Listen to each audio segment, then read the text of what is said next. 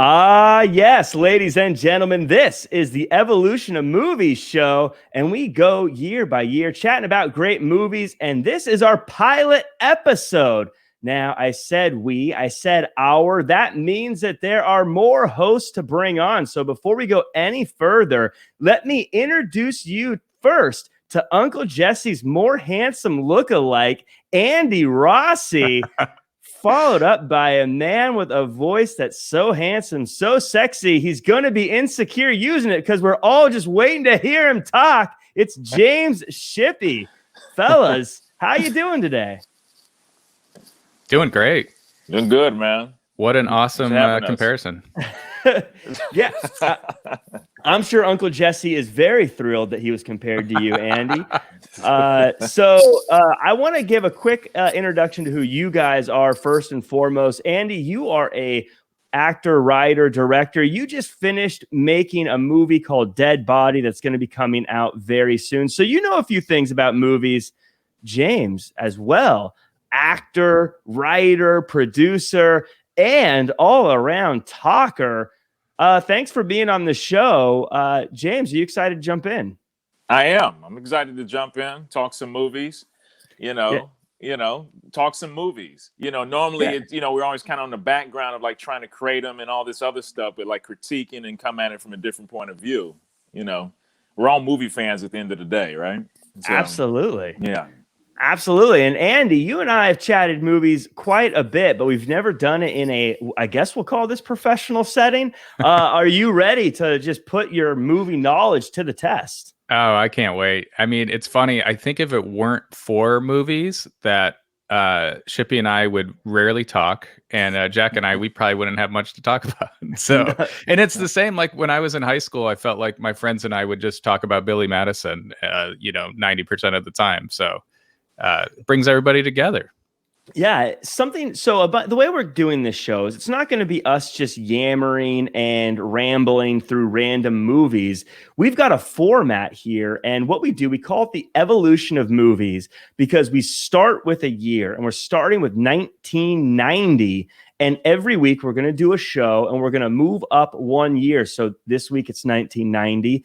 Next week, it's 1991, then 1992. And then at the end of the year, we're going to get to the current year, 2021. And next year, we start it all over again. And that's how it works. But this year is 1990. And there were some big movies that year. We had Ghost. We had Home Alone. We had Pretty Woman. We had Dances with Wolves. We even had Total Recall. So kind of a big range of big movies that year. There wasn't one kind of genre dominating.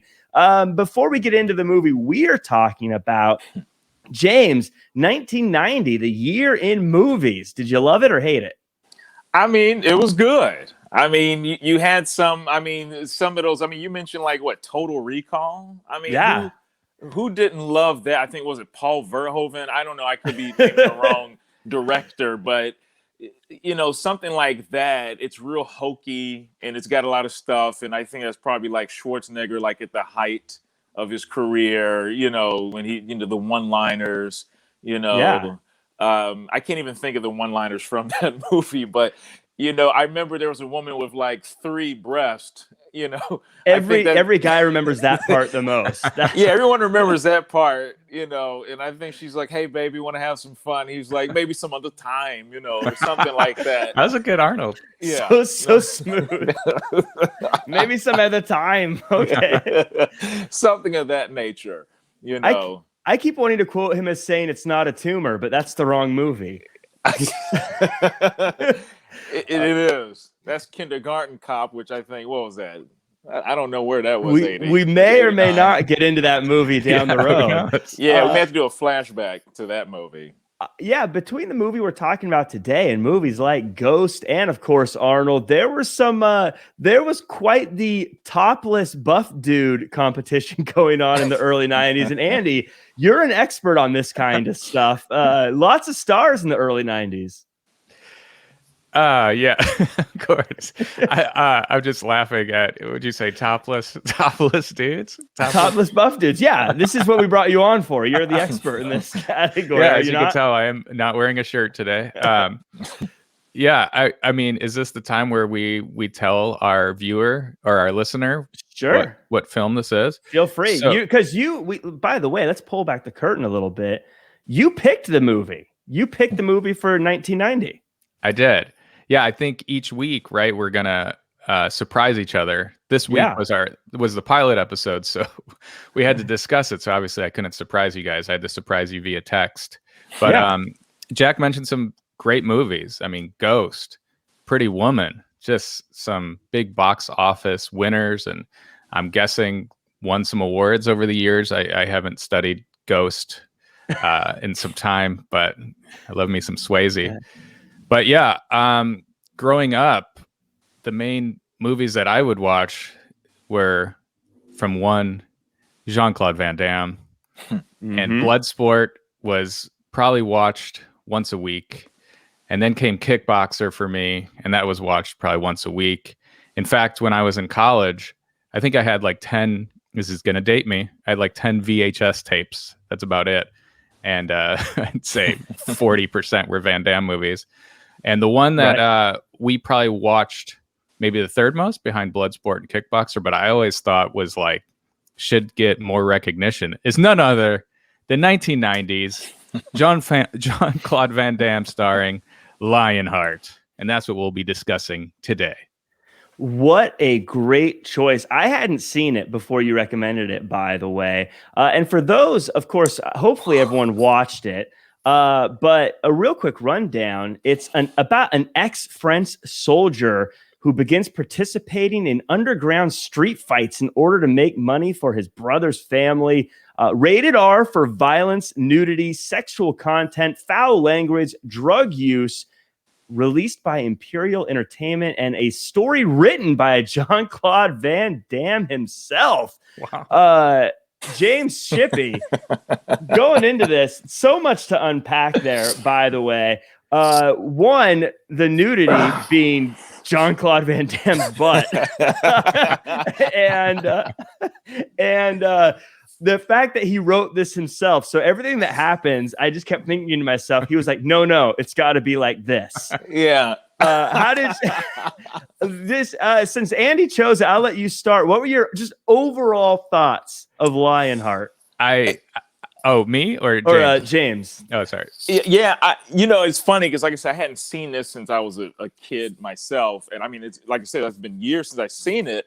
And, even have my wife, she like walked in at certain points and like, I had to like pause it. Like, no, you need to see this. Like, it's always one-liners. I must admit, the movie holds up pretty well. I was a little shocked because I thought it would be like, as you say, hokey.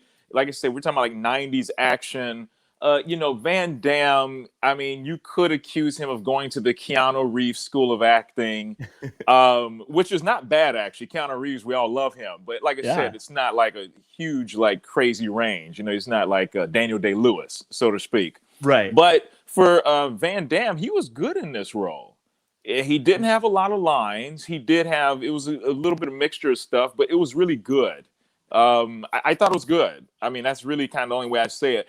It gets straight to the action, straight to the point. The inciting incident happens like, I don't know if we'll go into the details later. Yeah, we'll walk through it in a little bit. Yeah, but I was really impressed with it. The action, the fight scenes were okay, but I think the rest of it was good. I mean, this wasn't Bloodsport fight scenes where you're seeing a lot of detail, but Van Damme was definitely smooth and more like heartthrob status in this. Everyone always talked about how good looking he was in this movie. Hence why you could see why he probably was the co-writer in this, right? It was always about how sexy he was. Right. I love this movie because I love the whole stranger in a strange land solving problems with his fists. It's like the perfect setup for any movie. And there's a ton of them like this. And I love every single one of them. Andy, I can definitely see why you picked it. Any overall thoughts of the movie before we start walking through and kind of chatting about more in-depth stuff? I just love talking about this. Hear James say that Van Damme acted really well, and it makes me super happy. I thought it was funny because it's been a long time since I've seen it, and I'm like, you know what? I'm gonna write a couple notes. So I got out like this little notebook here. Mhm. And I'm like, I'll probably just write like a few lines. I wound up writing, there's 4 pages of notes here. I was just so amazed by this movie. So I'm very excited that we're going to go through and talk about it. Yeah, well, before getting into it, this is the part that every show, every podcast has. And it's the part where I say things like, make sure to like, make sure to comment, make sure to subscribe, share it with your friends, do all that good stuff. Give a 5-star review if you're listening on iTunes. This is the pilot episode, meaning we're still trying things out. We're still figuring things out. So let us know if there's any aspects you want us to update, change, or make adjustments to. We're more likely to listen if it's followed by a 5-star review and a like, by the way. So make sure to put those on there. And again, share it on social media with all of your friends. That's how the show grows. Maybe if we get big enough, we'll get some of these actors and producers and directors to be guests on the show, and we can pick their brains about all the things that they did. I want to start this breakdown, guys, with the main character, Lionheart. They go pretty willy-nilly on his name throughout this, but he's played by Jean-Claude Van Damme, which is what I call him the whole time. Andy, as you mentioned, he was coming off of Bloodsport. He was coming off of Kickboxer, and it was just before he hit his stride with Universal Soldier. I was thinking as I was watching this, Jean-Claude is really the king of the underestimated guy, cautiously but optimistically joining dangerous underground fighting tournaments. Before getting into the actual movie itself, James, I want to hear your thoughts on how JCVD in this role compares to maybe some of his other roles he's done. That's a good question. Because when I was watching it, I was thinking like compared to like his other top roles, obviously Bloodsport, Kickboxer. I think that's like everyone's go-to for him. Me personally, the movies I liked were like Cyborg, which were very different, and like once again, movies where you might see his acting chops differently because he doesn't have a lot of lines in it, so he's having to act, with his eyes a little bit more, I would say. You have movies like Time Cop. I think that was like his biggest film at a certain point. That was his highest grossing film. That's full on Van Damme. But I would, after watching this now, I would have to go back and watch everything else. But I would have to probably put this top 5 for Van Damme somewhere, just because it holds up. And we'll talk about some other people, but I also think in this movie, this is a buddy film to a certain extent. And we're going to talk about his co-star. I got a lot of stuff on him. Okay, you know why? I think this guy steals the movie every time he opens his mouth and he's saying his lines. I think he's going full on committed. Lionheart! Yeah, right. He gonna kill you. Like, me and friends have been quoting that dude's lines forever. Okay? Oh, same. And it still holds up. Okay, I didn't even know when we were growing up. We didn't even know this dude was an actor. I was a little upset to see that this dude had an IMDb page. I was hoping he was just some regular guy. He just stumbled on set, and they're like, "Yeah, we gotta put this guy in here. Put this guy in here. He's the real deal." Yeah. But I think it was great. Only thing I'm missing in this Van Damme movie is, and please tell me if I missed it, there was no splits in this movie. I don't remember the Van Damme doing his signature splits that he does in every other film. Did he? Yeah, we'll talk about it. There's a scene where I think it may have happened. Okay. When I get to talk about that. Leather Vest Vinny, I think, when he punched him. I believe that's his name. But who also has a wonderful line in the movie. Yes. Oh, yeah. And that is definitely in my notes, as I'm sure it's in all of our notes. But real quick, James, I want to say the whole Time Cop thing, to this day, when people talk about time travel, I still think to myself, well, make sure you don't touch your previous self because something will happen. I feel like that's a true science for some reason in that movie.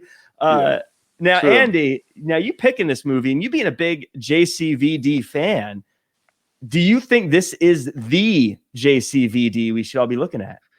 I honestly do. I do think Bloodsport is probably his most complete film, this, if you really want to get into action, it pretty much has everything. Yeah. But Lionheart is really right up there. And watching it again, I'm very excited that I still enjoyed it. And James said top 5. I'm gonna go top 3. I mean, maybe another show we just rank Van Damme movies, but I'm going top 3 for sure. But I don't know where it fits in. You know, it's so funny. I walked into this thinking I knew the top 3, but you guys keep mentioning these movies, and I keep going, well, actually, I don't know. Jean-Claude Van Damme, truly one of the pillars of the thespian arts, I think. But let's start walking through this movie. Let's start chatting it up. It starts with a drug deal gone wrong. And dare I say, I've never seen a movie in my life that starts with a drug deal gone wrong that doesn't end up being worth my time. It's always a great setup to a movie, even though really everyone in this scene has nothing to do with the rest of the movie for the most part. That's true. And it leads just to kind of get things going with Leon in the Foreign Legion. They won't let him leave, but guess what? They don't have a choice. He's going to fight his way out of the duty he signed up to do. But I was wondering, if he's such a tough guy, why is he on the bottom of the pile in the Foreign Legion? Shouldn't he be like the boss? James, walk me through this opening scene and these opening kind of getting things going. Yeah, I mean, well, you have to. They start him out on the lower rung, obviously, you know, because it's a full-on underdog story, right? You can't be like a complete badass. But, I mean, when he goes in to speak to his commander in the French voice, and he's talking to him like he's a scum, and, you know, I don't care if your brother's dying, you know, you're nothing. We're going to put you in the pit. Is that what he called him? They said, we're going to put you in a pit. So, you know, you have to do that because he has to go through all these different levels to like leave the Legionnaire, right? So he's got to like beat up the guys. He's like smaller than everyone. And I don't know if he's a big guy in real life. I don't know his real size. These guys always kind of are bigger than what they are on camera. What, Tom Cruise, 5'7", 5'8", I think? Yeah. So, but yeah, I mean, the best way to describe it is, like I said, he gets a letter from his brother's, you know, wife saying, hey, you need to come here. His last dying wish is to see you. And of course, when he goes to the Legionnaires, I believe he has 6 weeks or 6 months left before he can finish his duty. But he's like, no, I need to leave now. And then at one point they have to take him to the pit. And then this is when we start getting our Van Damme stuff, you know, obviously. You know, he's got to do his slow motion kicks. You know, we'll get into that. The double punches. And I don't know about anyone else here. I always grew up thinking that's how fights really happen. Like slow motion, double punches, and, you know, almost like, you know, all that stuff. Yeah. Almost like taking turns doing the punch. Like it's my turn for offense. Now I'm going to do quick take punches and cut scene punches. But it's funny. Yeah. So we get into this epic fight scene. And by the way, the music in these fight scenes, I don't know if you guys noticed this, was amazing. It was the most epic music, and not epic like Mortal Kombat, but epic like Lord of the Rings, almost like with trumpets and drums and things like this. It sounded like this giant like Middle Earth fight scene whenever they were having these fights, which made it so great. But Andy, I was thinking about this. Now it's the Foreign Legion, so we're like, yeah, get away, beat them up, and do your thing. But if this was any other military, like being in a U.S. movie, if this was like, if he was in the Marines and he was like, forget it, I'm deserting, we'd be like, I don't know if I like this character, right? Abandoning his post. What's going on here? Well, I need to definitely talk about. You were talking about the music. I definitely was making notes of the music throughout the movie, like especially the end scene. The song is the No Mercy song. No Mercy. Yes. But I don't know if you noticed in the very beginning, you talked about the drug scene. There's so much saxophone going on in that opening scene. Like it's just like so much saxophone. I just needed to point that out. I wrote more sexy saxophone in my notes so many times because it was also like it was almost like sensual saxophone too. As he's like lighting him on fire, it's like There's just so much saxophone. You know, that reminds me, you say that, Andy, because I remember the sax now you're saying it. But a lot of those 80s-esque, 90s movies would do that. Like, I feel like Lethal Weapon would do that a lot in their movies. You know, especially when you have like Danny Glover, you know, doing the old chin roll, you know, I'm tired of this shit, you know, he's about to kill a bad guy. I always imagine it's the buff guy from the what's the vampire movie with Kiefer Sutherland? Lost Boys. Jason Patrick. Yeah, I always think it's the dude playing the saxophone from that, who's always that's great. If you remember that scene, every time I hear a saxophone in like a 80s or 90s movie, I imagine he showed up looking just like that to the soundstage. He was like dancing around playing his saxophone. Look, I think that guy, because he's well known. It's funny because that's the most iconic part from that movie. I think he's literally called like sexy saxophone player. Like that. It's a good name. Yeah, I mean, you get it. Yeah, I mean, it describes him well. To be fair, got the sweat glistening, you know, all that stuff. So our guy Leon, he gets away and he steals some poor dude's clothes off camera, and he gets on a boat where again he finds himself as a low-level grunt getting bossed around by somebody else, even though he's the toughest guy around. I want to say though about the clothes, Jean-Claude Van Damme's style has never changed. This dude has always wore high-waisted pants and like tried to get no shirt on as often as possible. He's shoveling coal without a shirt. Like I'm like that's dangerous. Like that's hot. That's not so hot. Once but twice. Let's make that clear. And like they literally came back and showed him shoveling coal the same way in two different scenes, right? Just and you know, he didn't learn his lesson the first time. And like Jack said, why is everybody so mean to him? That guy that's like running the ship with him is like, I'm like, this dude's shoveling coal and he's jacked with his shirt off. You really want to just talk crap to this guy?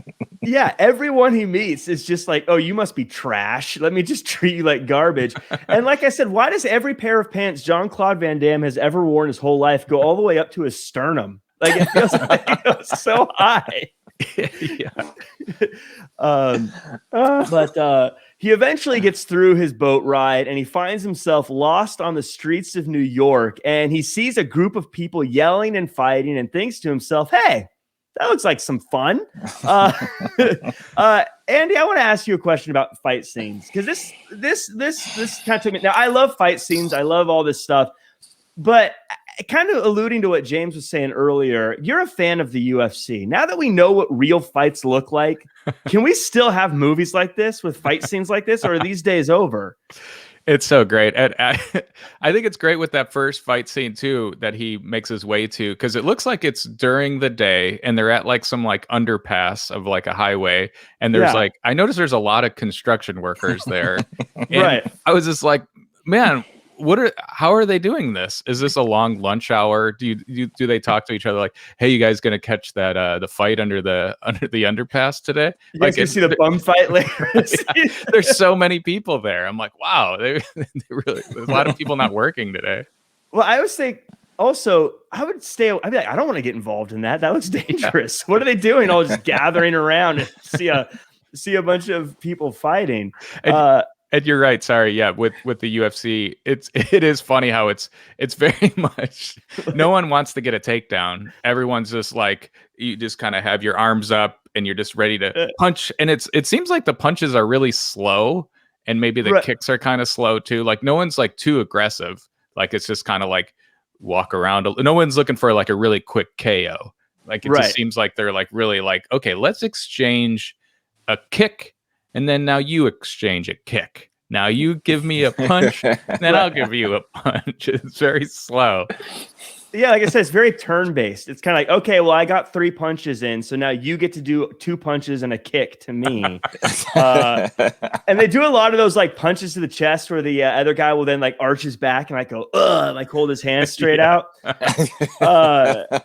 So this was a really good introduction. This was now the second fight scene for old JCVD.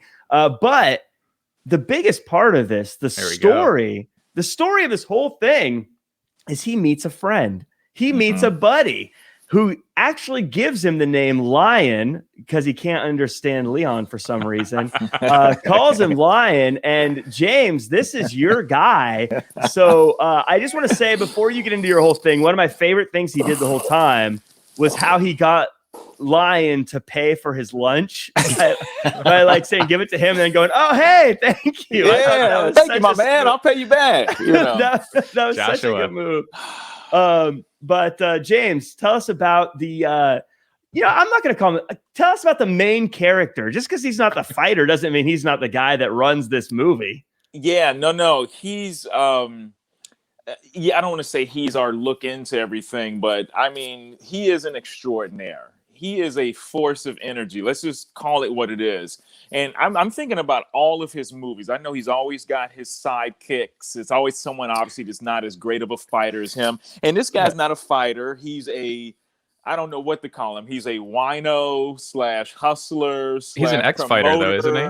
Yeah, he is. He's an ex-fighter. He's got one serious limp the whole time, which kind of changes throughout the movie. I know. Yeah, it does. It does. It's really bad at the end. I noticed. Yeah, but anyway. at one point when they're in LA and he's chasing after him, it ain't that bad because I was like, well, that limp, he's not going to catch up with Van Damme, Yeah. But I mean, he's. It's kind of hard to explain. He's got the greatest one-liners in the film. I mean, we can go in order. I mean, I don't have to name all. We'll go to certain scenes. Yeah. But he's just kind of has that street hustler mentality that I don't know, it's just how he interacts with Van Damme. He's a street hustler, he's got a little pimp in him, and he's got like he knows everybody. And he has no inner monologue. He'll speak to any woman on the streets. He'll talk to any guys, even if these guys are stronger than him, talk shit to them. I just love it. I mean, we'd almost have to go in order. But he's kind of what gets the story going because he sees obviously Van Damme's skills or Lion skills. And he's like, hey, we can make some money because he knows that Lion needs to get to LA. So his big thing is, okay, you need to get to LA. Well, let me introduce you to some big money people because maybe we can make some more money here while we're at it. Yeah. And that leads me to, now that he sees just how good he is, he says to Lion, hey, let's go to this high-end garage where they have more fights. And then, after getting by the bodyguard who's straight out of 1990 Central Casting and likes to stand too close to people, he catches the eye of a nefarious socialite who must have been the inspiration for the lady from The Devil Wears Prada. And he gets his first high-end fight here with Leather Vest Vinny. I don't know anyone's actual names in this movie, by the way. This is one of those movies I never learned anyone's real name, but we talked about one-liners. The best line in the movie, I thought, I don't know if I want to fight you or I don't know. Is this a kid's show? Who knows? But but then he goes, this is the thing. This is the thing with this fight.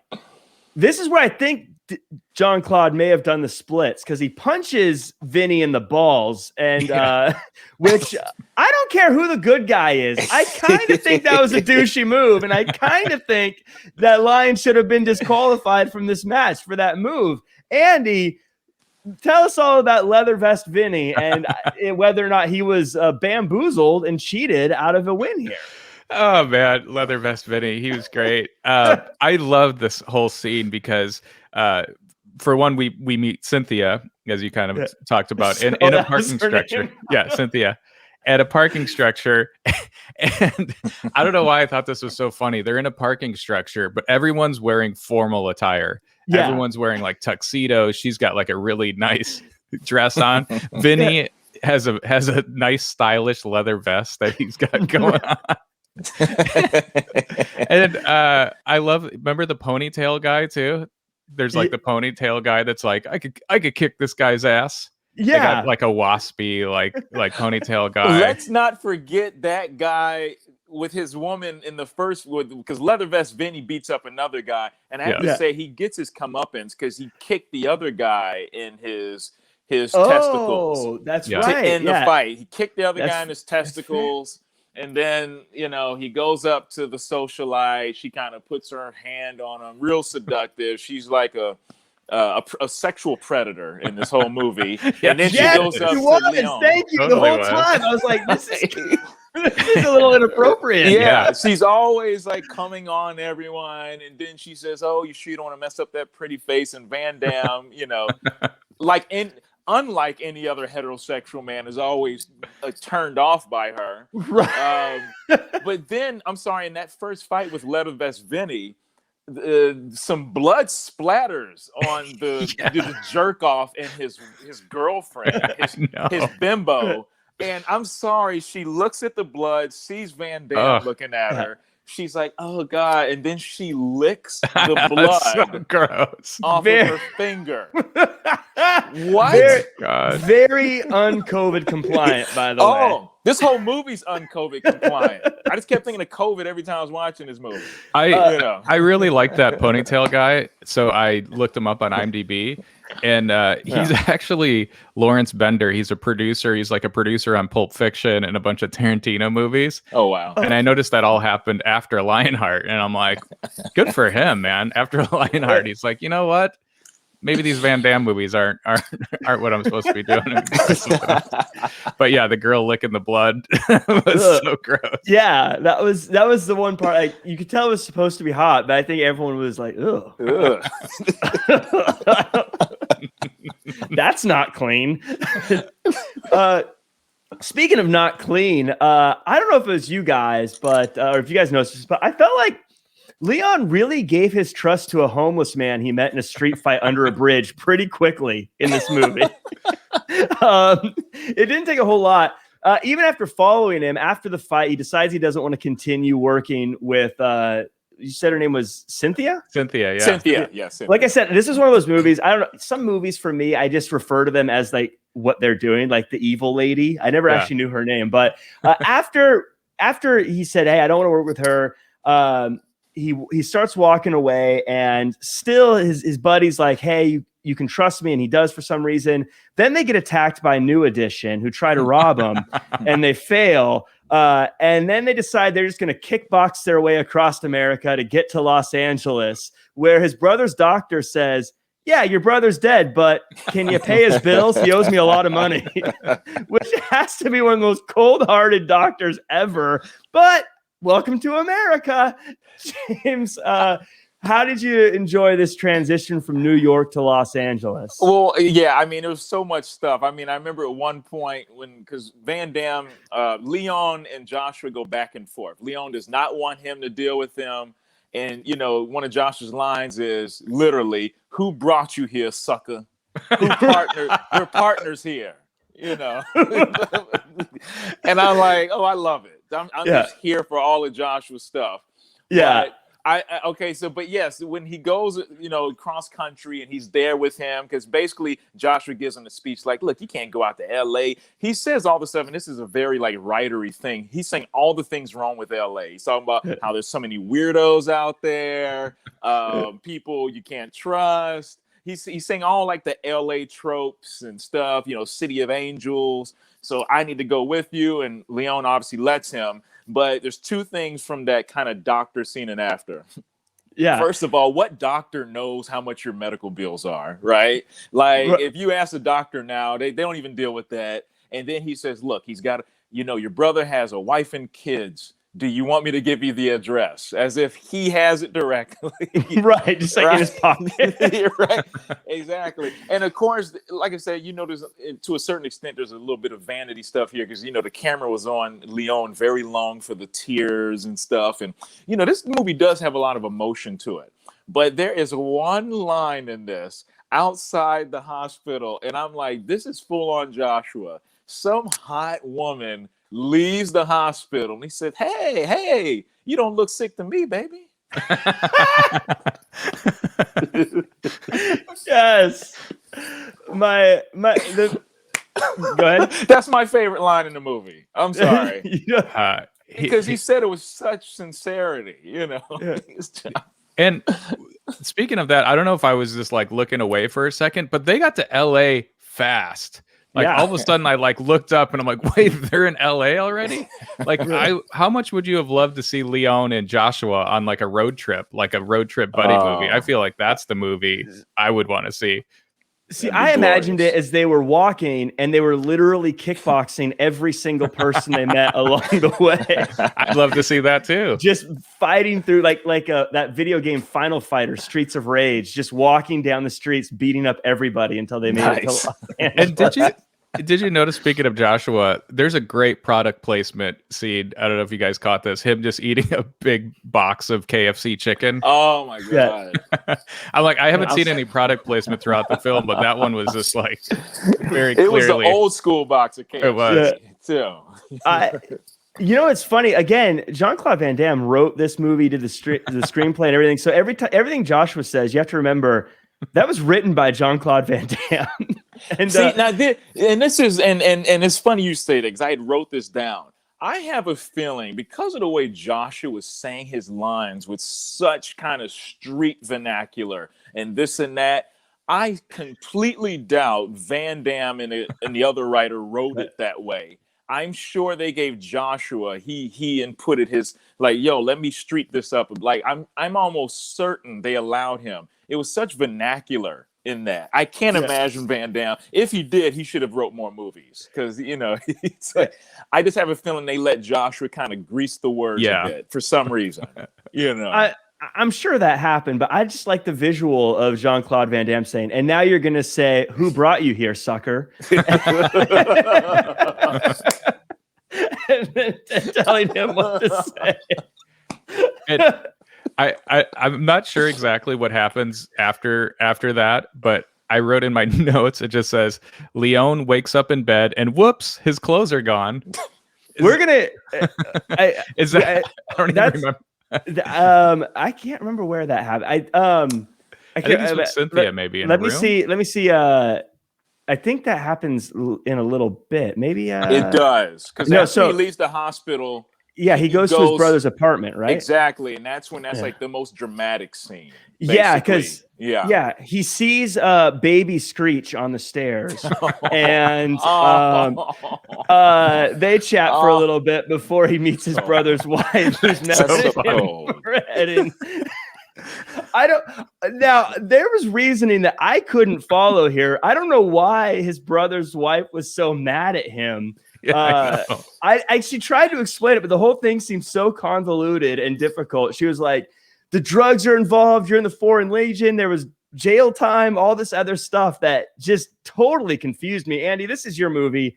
You need to explain to me, why was she so crabby at Leon here? I think this all goes back to Van Damme writing this film, and he just, if you notice the whole movie, everyone's mean to him, and then he's really nice. So like, I think that was kind of his thing. He's like, I'm just gonna have everyone mean to me, so then like everyone watching would be like, oh man, he's such a great guy. Like when you finally get it later, when she's like, no, this is your uncle Leon, you're like, oh my god, finally he's finally got her approval. So yeah, so I don't know why she's so mean to him. I think it was just we just need to see him as the super nice guy because he's like, I'm like, he's being so nice. Why is she being so mean? Just like straight out of the gates. He's like, hey, I just got back from the desert and kickboxed across America. I escaped, and she's like, get away from me. I don't want nothing to do with you. I'm gonna call the cops. And it was you say it was very convoluted, that it was like 1 minute of exposition. But the only thing I really got out of it is, I guess he introduced his brother to people in Amsterdam on some sort of ship, and this was to keep him from going to jail. But these people in Amsterdam or whatever led him to the drug life or whatever. So, James, I don't need to cut you off. My mind was just blown. Amsterdam?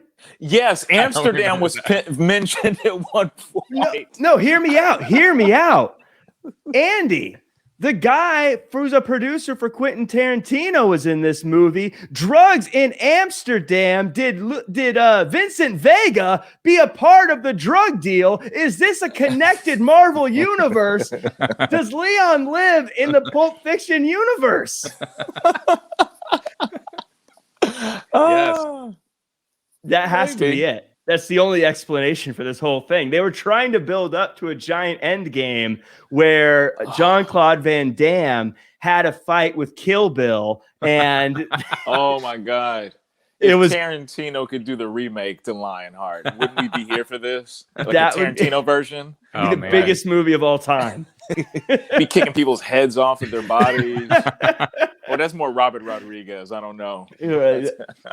But one thing I want to get to before we talk about Andy's scene, and Andy, you're going to take this away because you already alluded to it. I like how they went to a bar and old Gertrude was taking a drink of that tall drink of water the whole time, just looking him up and down. Gertrude, good on you for shooting your shot, by the way. So the original Dana White, though, must have roofied Jean-Claude Van Damme at some point. Because, he wakes up naked as she's working out in such a creepy way. So weird. Before being like, by the way, I burned all your clothes, so you're naked now. You were spread eagle a second ago. I was thinking, imagine if the roles were reversed here and how this would play out. But, Andy, I do want you to comment because I know you have a lot of notes about this very uncomfortable situation. Oh, my God. Yeah. What is she? She's doing like lap pull downs or something in like a very skimpy, like late 80s, early 90s. What do you call that? I don't even know what you call that. Jazzercise outfit. And isn't his reaction just like, where are my clothes? I think I'd be freaking out if I woke up somewhere with a girl doing lap pull down in jazzercise and I have no clothes and then you burned my clothes. Like, so I was thinking this, that was very creepy. And then throughout she was very touchy feely with old Leon here.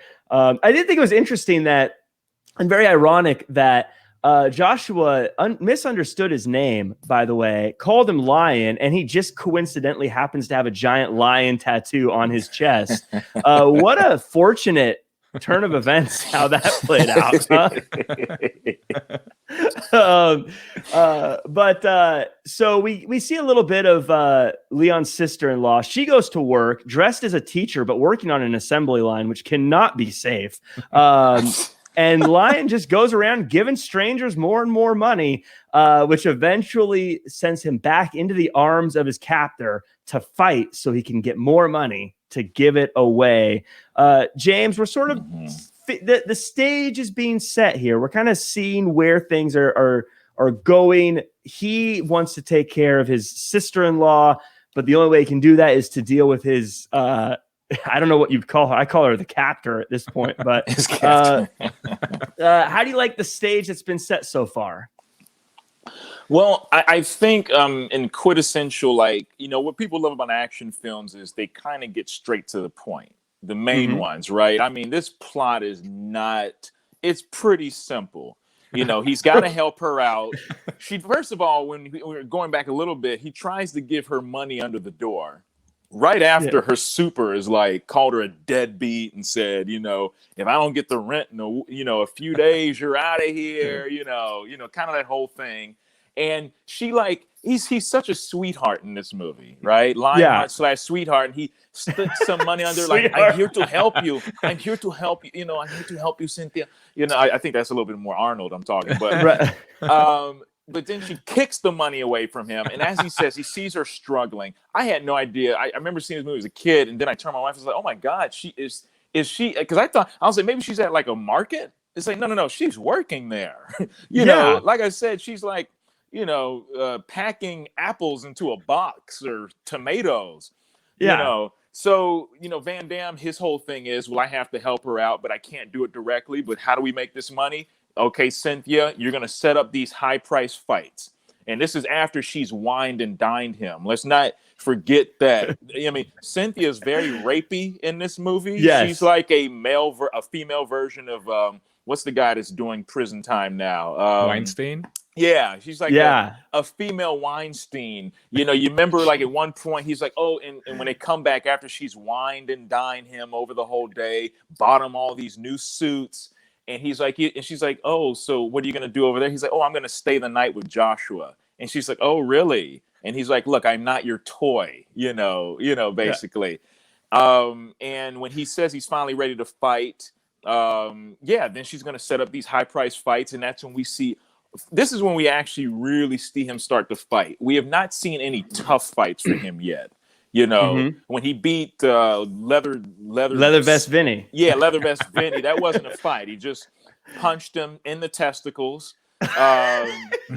Yes. And ended him. Just, I think it was poetic for him. But then at this point, now Van Damme starts to fight, and the first guy he fights is a guy in a kilt, a Scottish guy, right? Connor McWallace, I believe. Connor McWallace, right? I love this part of the movie. This was kind of a good fight, and I remember no one thinking. So you remember Josh was talking all kind of shit to him, like, "Who's this skirt wearing motherfucker?" Stuff like that. Yeah. By the way, as Leon is dressed like poor Harry Styles in this match. Leon's outfit. I kept thinking, I'm like, how is he comfortable fighting? Like, it looks like he has like some like Dockers on. Yeah, he knew he was going to a fight. Did he not want to put on like shorts or like sweatpants or something, like something to like fight in? Like, he's like, no, get me my high-waisted bell bottoms. and I think he's got like hiking boots on. Right. Yeah. Yeah, this was the most this guy he fought was about as stereotypical as you could have gotten from a person here. But this was one of my favorite fight scenes. Andy, watching this fight scene, they went through cars and around cars and in cars, and for some reason it felt like the bodyguard was just rooting against old Leon. He seemed to have it out for him from the beginning. Where do you rate this fight scene in the whole thing? I love it. Like, when I was watching this, I'm like, okay, now I like all the beginning up till this point. When I was a kid, I must have fast forwarded a lot of it because I remember these scenes. I'm like, Here we go. This is where the movie starts for me. And I did write in the beginning of the scene, there's so many people on roller skates. And I wrote, what's with all the roller skates? This is very odd. It's just like they're coming in and there's just people roller skating for no reason. But yeah, then you got a circle of cars. So again, I'm kind of thinking, who goes to this? Is it me just calling Jack up one day and be like, hey man, just bring your car to this weird underground parking lot, and it's got to be in a circle. So make sure you get your car in a circle. The fighters are going to fight around us. The car might get smashed. Bring a suit, by the way. Bring a suit. Yeah, very formal, very formal. One guy's going to be in a kilt, but you got to wear a suit. Right. So yeah, it's a very great fight, and just a lot of action packed, and it really sets the movie up for our next locations, which reminds me of like kind of Street Fighter 2, the video game, how each guy you fight has like a different backdrop. So like this first Scottish guy, his backdrop is this underground roller skate parking lot circle of cars. And then the next, which I know we're going to really enjoy this next fight. The next couple fight scenes are unbelievable. So this just sets it up in my probably favorite part of the movie of these. I think there's 3 in a row here that are exciting. Your Street Fighter reference made me realize I forgot I was going to make a joke about Lion cosplaying as Guile in the early scenes of this movie. Nice. Yeah, he's got the beret. But I missed it. It's too late now. The joke won't work. It kind of works, but it's not the same. It's very true. It's very, but there was a scene where they start giving some insurance money to the sister-in-law, who, by the way, suddenly is all about taking free money from strangers. And which is clearly suspect when he's like, "No, I'm going to deliver it personally to you." Seems a little strange, but she's like, "Whatever, I'll take it." But we get to the racquetball scene where he gets into a fight with Wife Beater, I believe his name was. And my takeaway from this was they teased it. This is perfect fight scene, right? This is perfect, a story in 3 acts where you get kicked and you bounce against the glass. And you're like, oh, that wasn't it. You get kicked again and you hit the glass hard. You're like, come on, it's going to happen. And then boom, kicks him again and he falls through and the glass shatters. And I popped up off my chair and I was like, yeah, just perfect 80s, 90s action movie scene there. James, break down the fight with wife beater. I believe that's his name. Well, no, these kind of scenes are funny because this guy looks like a maniac, right? He's got like the mullet and, like I say, a wife beater, and he's basically like 10 times stronger than Van Damme. And like I said, they always do doubles and triples and slow motions. So this dude's like picking Van Damme up and like smashing him against the wall, like the way you like, I don't know, like he's holding him horizontal, right? He's like holding him, you know, like he's like a wrestler. And punching up against the wall. And then at this point, I did see, look like Cynthia and her bodyguard were kind of like, like really like mouth agape, like enjoying the carnage and the violence. But the thing that always gets me, and they do this in every Van Damme movie, and I think, Andy, you'll notice specifically, and you too, Jack. Yeah. Whenever Van Damme may kick you once or punch you once and you go to the back, you never come back and try and punch him. You stand there and like go like this with your arms and yell like, ah, and then he does his other punch, his roundhouse kick on you. You always have to like flex your hands and like yell at him, basically as an easy target for him to kick into the wall. Happens every movie. Yeah, this is where he started really breaking out the Jean-Claude Van Damme signature moves, like the jumping spin kick cut shown 3 times. And I believe this is where he started doing the you miss your attack, and then he does the palm punch to your back. It's a good one. Which is 2 of his just classic Jean-Claude Van Damme attack moves here. Then we go to a point, and this is where something really stood out to me.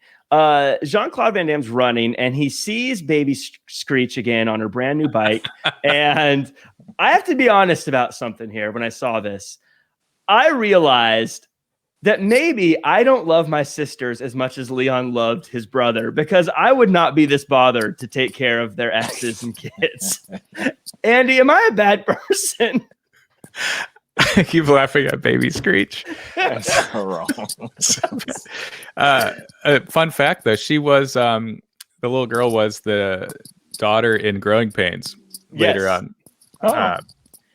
Funny enough, it said introducing her in the beginning of the credits, and I was like, wait a minute, did she have a good career though?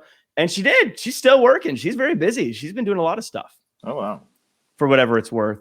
I think it goes along with what we were saying. Like Van Damme is just trying to look really sweet, and he just got her a bike via, Joshua, but he's traveled across the world. He came from the deserts of France, which no one ever talked about. He's in the desert, then all of a sudden on the beach. That thing always threw me off. But he traveled from the deserts of France. He jumped in the Hudson River. As a stowaway on the boat, fought in New York. I'm assuming flew to L.A. He kickboxed his way across. He kickboxed across the country, right? Yes. This guy's devoted. He knows he's on borrowed time. So, because the thing is, too, you remember when he's staying at that nice hotel before he gets in his own place when he's training. I don't know what part of LA these people stayed in, but it's definitely the hood. It's the slums of LA. I don't know where. Did you guys ever try and piece where they were? I was constantly going, do I recognize that place? Then I realized we're on the West Coast and none of those places are probably look that way anymore because we change everything. But of course. I was trying to figure out where they were, but probably not one of the nicer locations. No. They were in the hood. Like the El Barrio. Because I think what you're about to lead to is at this point, after he gets her the bike, is when during this whole time, he has another set of antagonists chasing after him. It's the guys from the Legionnaire. 2 of like the tough guys that have been sent to find him and bring him back. And they're staking out the places. They know where the sister lives based on the letter that she sent them, him initially. Right? Yes. Yeah, because that's when they have a little bit of a chase and a little bit of a fight. And I just keep thinking to myself, maybe the Foreign Legion would be better off just handling their stuff instead of spending so much resources trying to track down a guy that just beat up everybody. But This is when, they start to really assert their position in the show. Now, again, we have another fight scene I definitely want to make sure we touch on, because this one stood out to me personally. It was the odd pool fight scene where I love pro wrestling, but for some reason, it really weirded me out. They dressed up in tights for this fight, because all the other fights, they would dress normal, but this one, like, no. Put on the tights. Put on the wrestling tights. Matching tights. It's so good. Yeah, they have the exact same. I put singlets. They're like matching wrestling singlets. And I'm sorry to jump in, but no, please. The guy he's fighting against, you see Van Damme in this pool, which isn't filled all the way, only partially, and you're like, "Where's his opponent?" And then from the tropical forest area of this pool comes this long-haired, beautiful guy that just like comes out of nowhere. And speaking of music, like he's got great like intro music. It's like very jungly Caribbean type music that's going on for his intro. But then I really wanted Van Damme to say something like, "Oh, we have the same outfit" or something. It was a terrible Van Damme, but they have the exact same outfit. It's so great. You know, I was going to say it's unfair to make fun of his hair because it's so beautiful, but he did come out of the pool at one point and like whip it back like like a L'Oreal commercial. and what's crazy about this fight scene, I mentioned like the little bit of water. The long hair guy, I don't know if Jack, have you nicknamed him yet? He's just long-haired guy. Long-haired guy. I didn't give him a Poor good name. man's Anthony Kiedis. Yeah.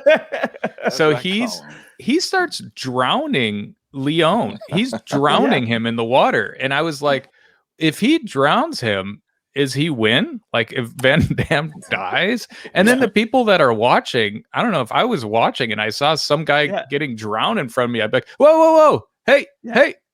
But he's just like drowning him. And I'm like, what's the end game here, long-haired guy? Yeah, because no one else fought to the death. It was just a fight. Mm-hmm. So that's an interesting, long-haired guy decided to take things to the next level. But as we see, money keeps going up in this thing. Maybe he bet on himself. You could say he needed to win. But there's an interesting scene after this where, and James, I want to go to you on this one. He's talking, Cruella de Vil is talking to Joshua, and she's like, "You need to keep Van Damme out of trouble." And he's like, "You mean keep him making you money?" And I'm thinking, you're his manager. That's your job. Keep making him, have him keep making money. That's the whole point. You're here. I kind of felt like he didn't realize that was his role in the movie until this point, James.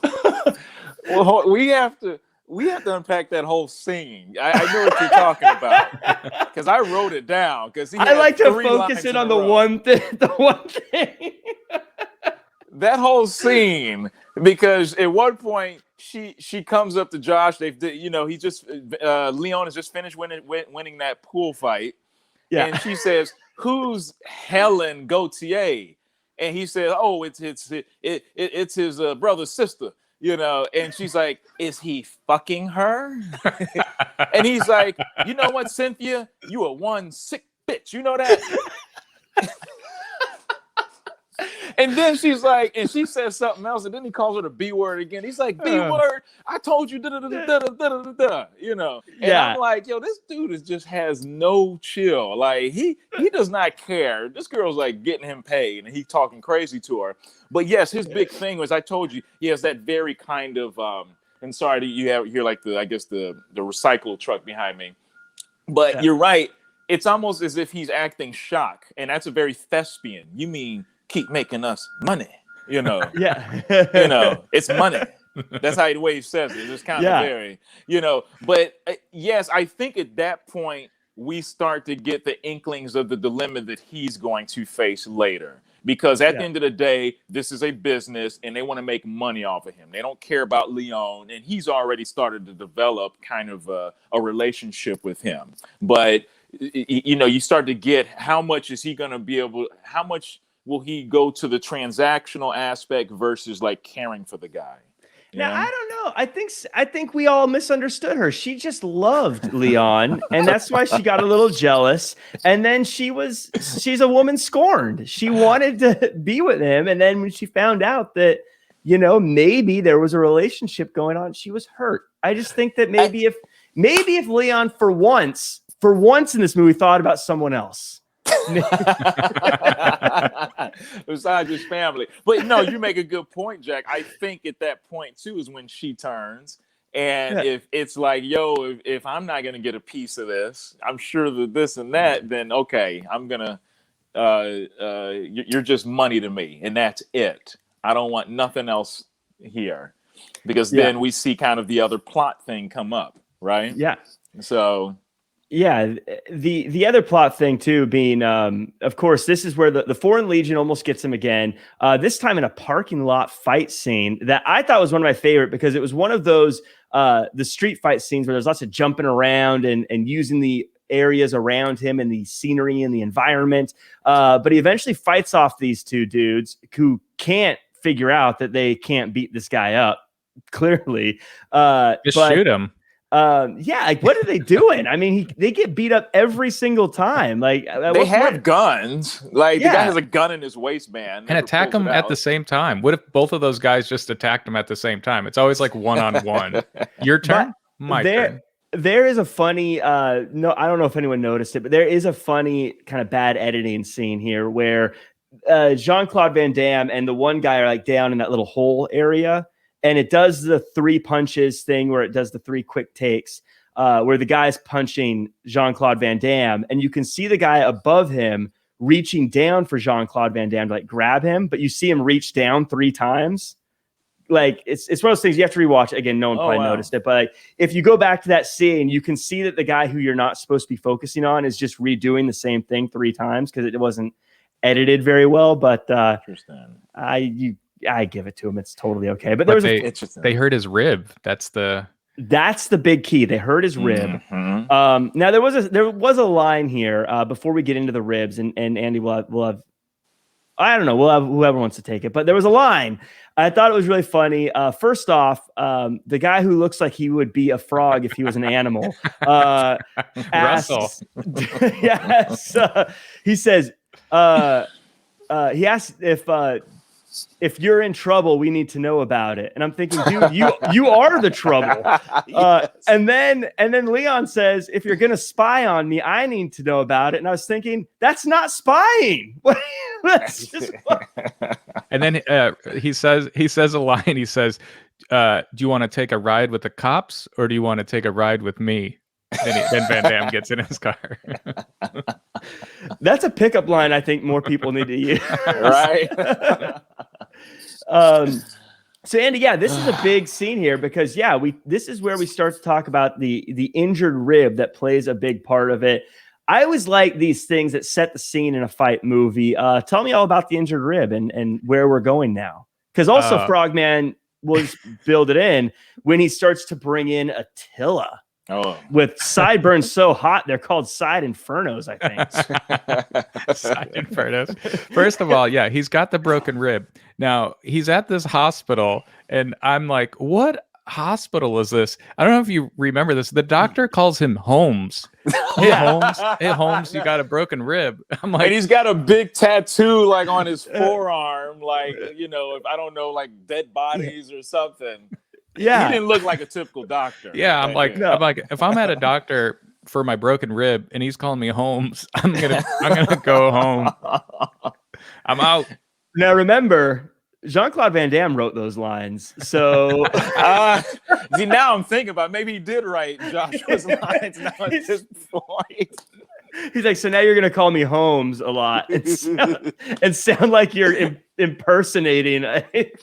poorly impersonating a doctor throughout this entire scene. He gives him $100 and the dude's like happy. I don't know if this guy's a doctor. I don't know what. I don't know if he's a veterinarian. He doesn't seem like he doesn't seem like he knows what he's doing at all.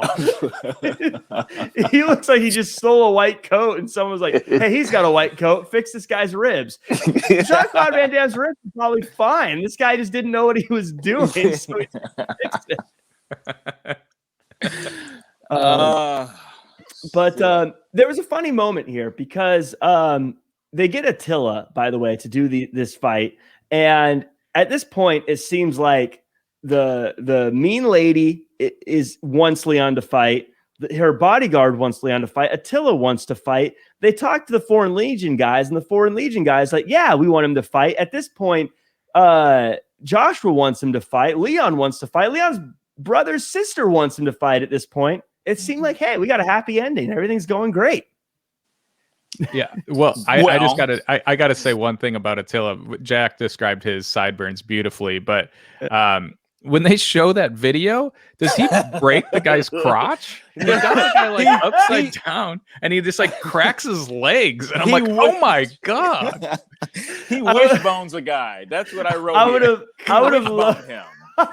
I would have loved to have heard him go, he broke my crotch. He broke. That looks so painful.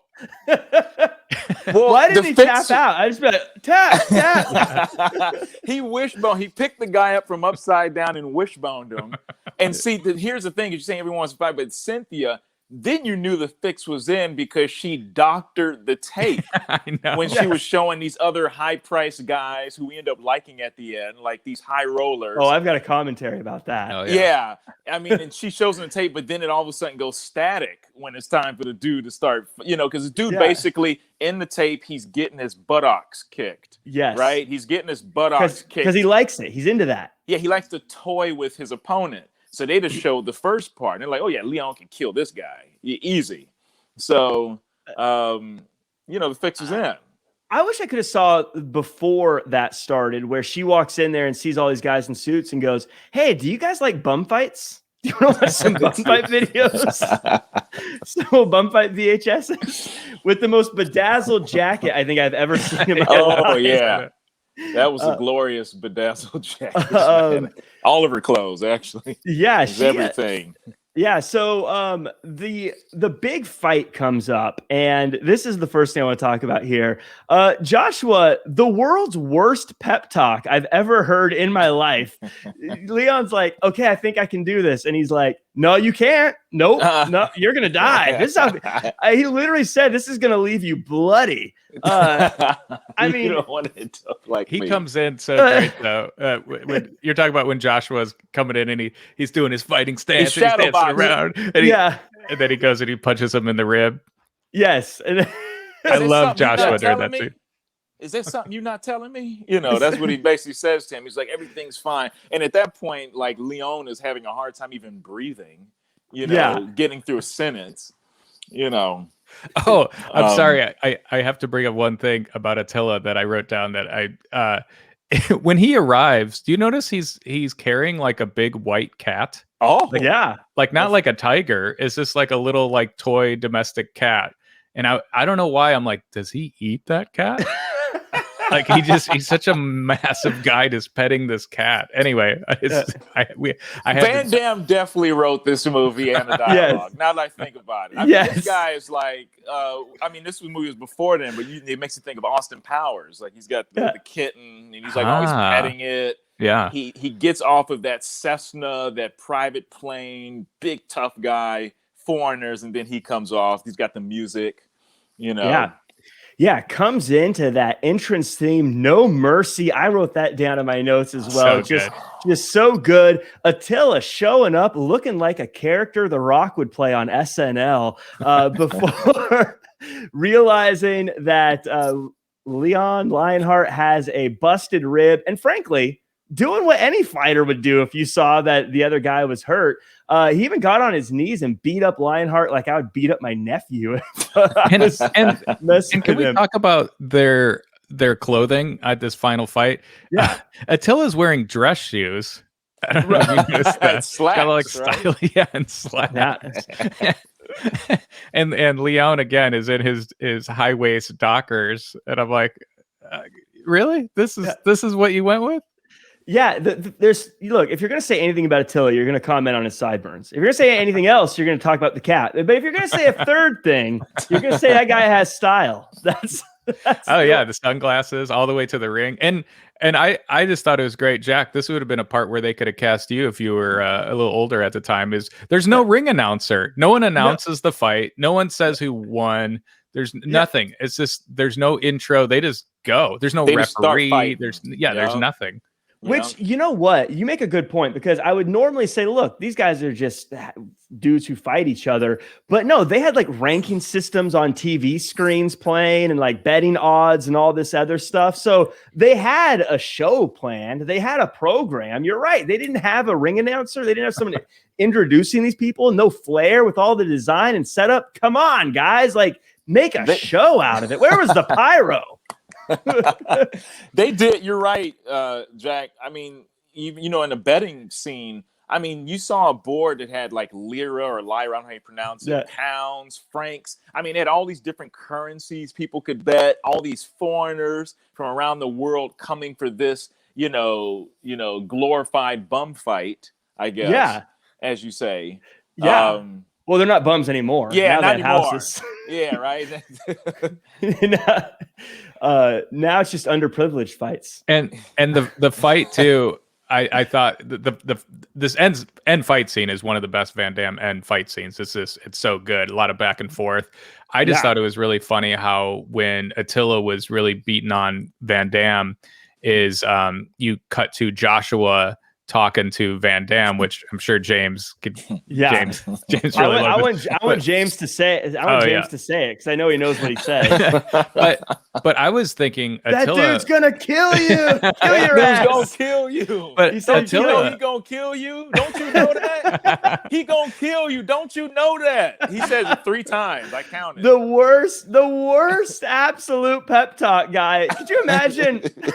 But Attila gave him so much time. Like Attila could have really attacked Van Damme during that time. He's like, you know what? I'm gonna let him have his time with Joshua. Yeah, I'm gonna let him. I thought that was nice of him. Well, he goes to because like I say, you always do these things. I think he goes to him either 2 or 3 times. The first time he goes to Joshua, Joshua says, "Stay the fuck down, Lion." Yeah, stay the fuck down. Like he says it to him. And then Lion's like, "I've got this." And then he comes back and gets beat up some more. Then he comes back crawling to him. And then this is the part where, Joshua admits, he says the great line, the whole bet's on Attila. I told you 50-50. The whole bet's on Attila. And this was the turning point, because at this point, Lionheart, he could not beat this guy. This guy was just destroying him. But, of course, Joshua, not knowing it, basically telling him to stay down so they can collect their money. He's like, we're going to split it 50-50. Basically, he gave Leon his final, like, that thing, like, I'm going to prove you wrong. Because that's like what basically got him to get back up, right? Yeah. And then everyone's starting to clap, And then wait, what does Van Damme say though? The world's most awkward clap, by the way. Yeah. Wait, you forgot Van Damme though. Joshua said it's all on Attila, and Van Damme says, "Wrong bet." Fun fact. I don't know if you guys saw this. That was what they were going to call the movie originally. Wrong bet. Really? Oh, that'd be great. Yeah, and that would ruin the line though. I'm glad they didn't. Wrong bet. No, it'd make the line better. I'm one of those guys that love it when they say the line true. in the movie. I'm Me like, too. I'm always here for it when they say it. Yeah. There it is. So when they're like, Harry Potter and the Chamber of Secrets. I don't know. I've never seen that movie. I don't know. But yeah, he says wrong bet, and then those old white dudes start clapping, and I wrote, have they not clapped before? Like they're clapping. I know this is audio, but like it's like a it's like they're learning how for the first time. Very strange clapping technique. It was like watching Forrest Gump walk without the braces for the first time. Like how it's slow at first and then they start running. Yeah. And then they're like, "Oh my God, this is great. I can clap." And then before Van Damme does his Van Damme kick. It was not a roundhouse, but it's the one where he kicks forward, right? He does like the sweeping jump kick. Joshua yells, "Lionheart!" And then and then the 3 cut kick, or whatever, right? Like the edited kick. Yeah, and then at that point, he kicks Russell too. Yeah. Yeah. Oh, he does kick Russell. Yes. Yes.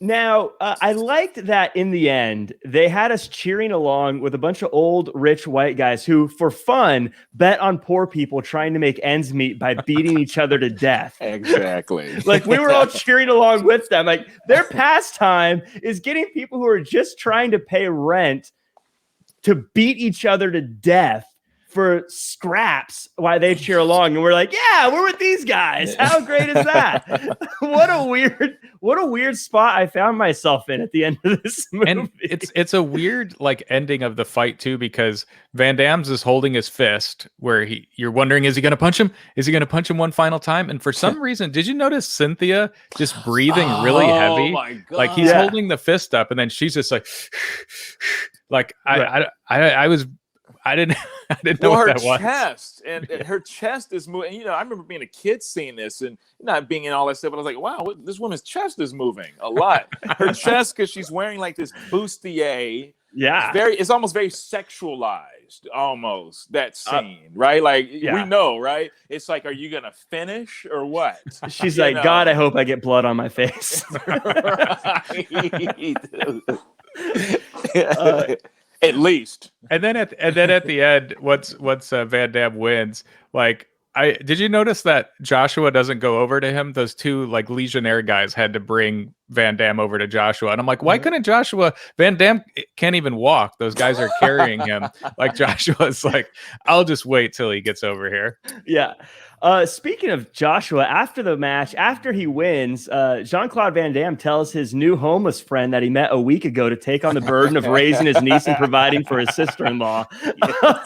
Which, whoa, like, even people I know well, I'd be like, whoa, dude, I'm not taking on this responsibility. Yeah. Was the whole plan that Joshua was gonna move in with Baby Screech and the mom? What was hey, this guy just met a week ago at this underground fight in New York under an underpass. He's gonna move in with you. Yeah, because Joshua's like, yeah, okay. Yeah, sounds whatever. Good. No, but it's funny because after, it ends with Leon getting to stay, obviously, and no one is happier in that scene than Joshua. Oh, I know. He's like, oh, thank God. Oh, thank God.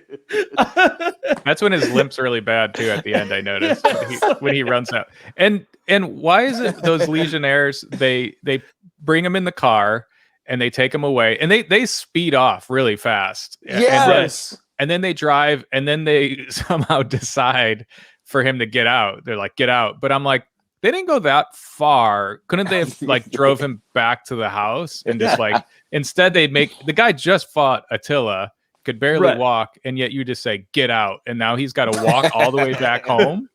Run back home. He runs. He does run back home. Yeah, that rib wasn't bothering him so bad anymore once the fight was over. I think he was milking it for sympathy. I think he was hedging his bets. But just, so it ends, the movie ends in a happy way, everyone all together, but also a bunch of people who I don't feel like really want to be together. I'll be honest. I feel like after this movie ended, after the cameras went away, I don't think this little unit stayed together. I feel like it wasn't long before Joshua was like, I don't want to take care of a kid. I'm a guy who wants to go live my life and bet on Street Fighters. And if you're someone like Lionheart, you're like, I make my way across continents beating people up for a living. I can't just be a family man. And I think Screech eventually went to high school and did stuff there. Do you think that things worked out for this unit, Andy? This was your movie, so I want you to have the say on if you think this was truly a happy ending. I mean, what a sitcom. Joshua living with this family with Van Damme. I mean, I was thinking about like those Legionnaires going back to France and telling their superiors, yeah, we let him go because he's got a family and this guy Joshua seems cool. And it's just like, what? No, go get him. So I think Van Damme eventually probably got taken. They finally said, hey, we're just going to shoot this guy. And those guys definitely got a week in the pit. I'd love to say that it all worked out, but I don't see those four all living well in a home together. But maybe I was wrong. I don't know. We'll see what happens in the sequel coming out this summer. Yeah, imagine those guys getting back to their boss and being like, "Yeah, so we were gone for a month, and as soon as we finally had him, we let him go because he was doing some other stuff." I don't know if that works out very well for the. If you're a part of the Foreign Legion, this movie did not make you look well throughout the course Not of at this all. thing. No. James, so any final thoughts on the movie from you? I loved it. I thought it was great. Final thoughts, and if all the Jean-Claude Van Dammes got in a fight, how well would Lionheart stand up? Yeah, well, my final thoughts on this is I would think out of all his movies, but I haven't seen all of them, this one has the most heart, and no pun intended, right? Like it really does. I mean, the way that his character is painted, it makes him a very sentimental character because he's really fighting because he has to take care of family, and he's doing it extremely reluctantly. He doesn't want to fight. He doesn't really want to hurt people, but he has to do what's necessary, and he always resorts to violence as a final straw, right? Yeah. I thought this movie actually taught me that if I ever need anything in life, I should fight people. for money. Right? Exactly. He saw every single problem he came across. He solved via fighting. He didn't use his brain for anything. No, exactly. He didn't actually outsmart anybody in this movie. He's just fighting and whatever. And like I said, I don't know what's going to happen with that family. There was always some moments when the widow would look at him. They'd have a moment of looking at each other. I don't know if you caught that. It's very subtle. Joshua and her, or no, Van Damme? no, Van Damme. Oh, Leon. So you think he's gonna take his brother's wife? I was thinking Joshua was gonna get down with her. Oh, you thought Josh was gonna get in the business, right? That's what I was thinking. Either way, I feel like that's a little cold-blooded. Like her husband just got burned to death like a week ago, and they're already trying to swoop in there on her. I know, right? Like no remorse. I mean, have they buried the guy yet? We don't even know. Like, I mean, would you bury him at that point when you just cremate him? I know at that point, right? It's the job's half done. Let's go ahead and right. But as far as the fighting, I don't know where this one would stack up in fighting to the other ones. Once again, Bloodsport Van Damme is probably the most badass of all of them, right? Yeah. Like, I don't know if anyone can beat that guy. Frank Dukes was a superhero. Yeah. It took the guy Bolo or whatever that guy. He had to like throw some Tong Po. Chong Li. Right? Chong Li. Yeah, Chong Li. He had to like throw some kind of.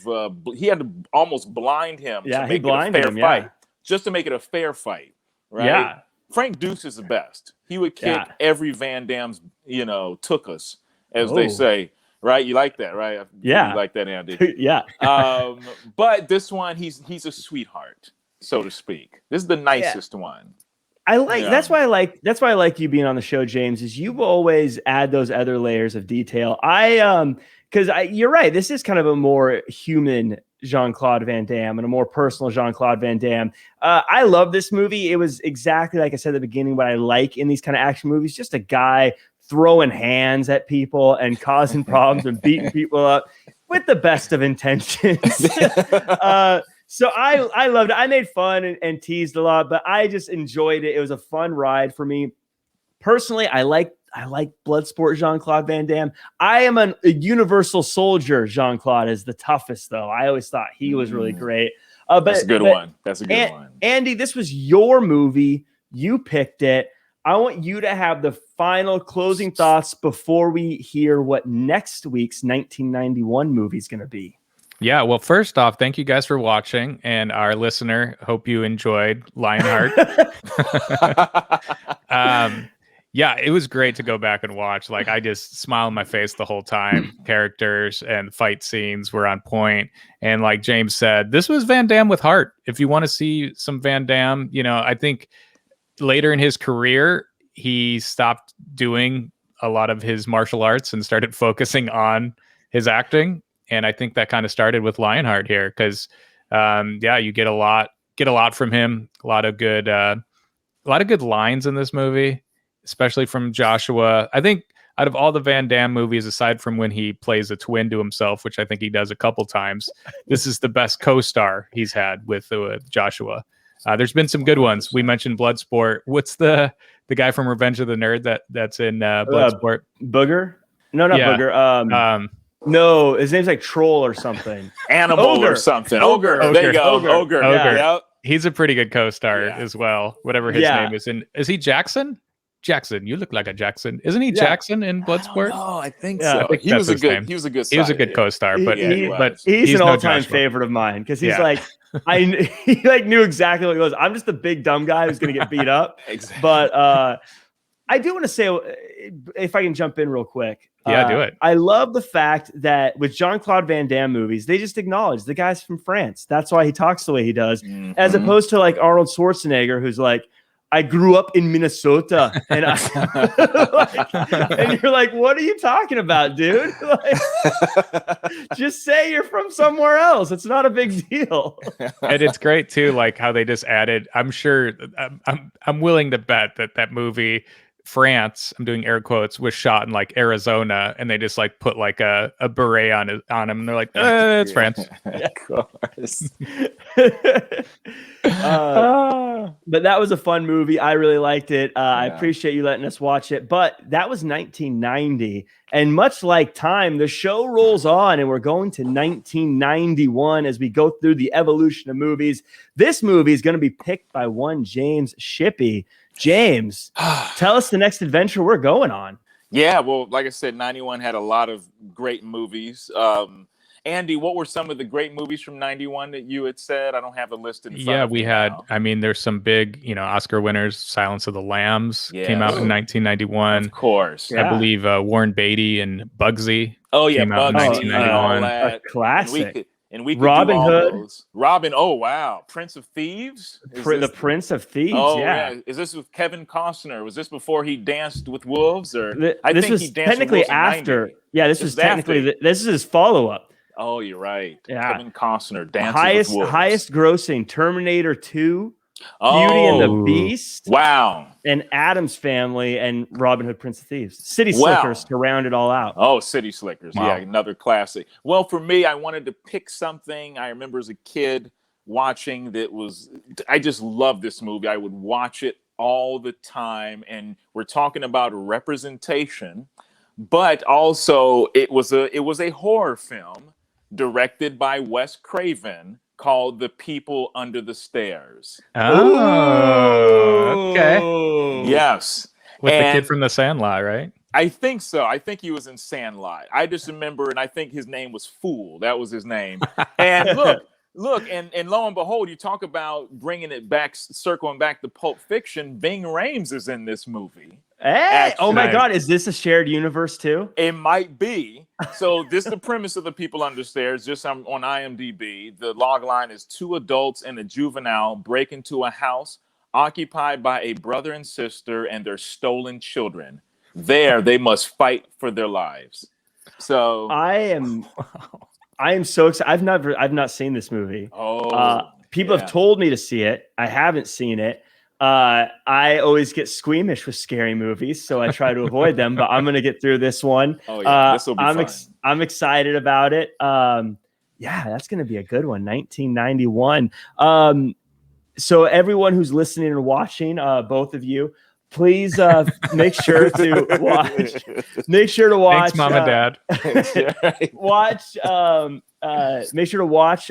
If you haven't already, watch Lionheart first, so you get all of our jokes and references. But then go watch The People Under the Stairs from 1991. We're going to be breaking that one down next week, and also hit us up on social media, letting us know your thoughts. We might address them on the show. Again, this is the pilot episode. It's the first one. Gonna make some adjustments like getting the names right on the screen so we're not having James cutting them off on the bottom there, but also maybe go live in the future. We don't know. Let us know what you guys would like to see done, but before we go, first off, Andy, where can the world find you on social media? You could find me at Just Andy Rossi, so literally at Just Andy Rossi. Perfect. And James, where can we find you and follow all your exploits? Yeah, on Instagram is at JE Shippy 2, the number 2, and Twitter it's at JShippy number 2. Perfect. And I'm Jack Farmer. You can find me at Real Jack Farmer across all social media. That does it for the Evolution of Movies, the 1990 edition. We'll be back next week. See you next year.